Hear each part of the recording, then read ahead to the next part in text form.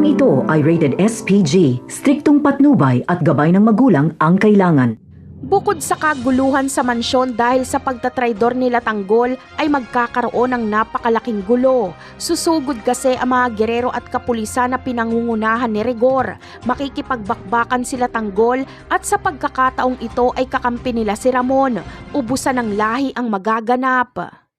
Muling magwa one-on-one si Roberto at Ramon at one-on-one din si Miguelito at Tanggol. Habang si Rigor naman ay sasagupain niya ang mga tauhan ni Ramon at mga kaibigan ni Tanggol. Hinahanap ni Rigor si Tanggol at Ramon para paslangin.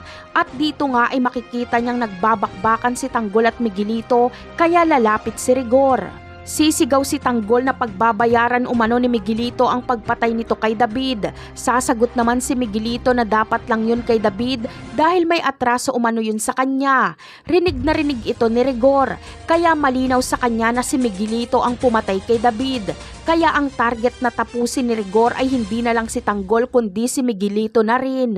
Sa mga susunod na kaganapan naman ay magpapakita ang leader ng pinakamalaking sindikato na kinakatakutan ni Ramon.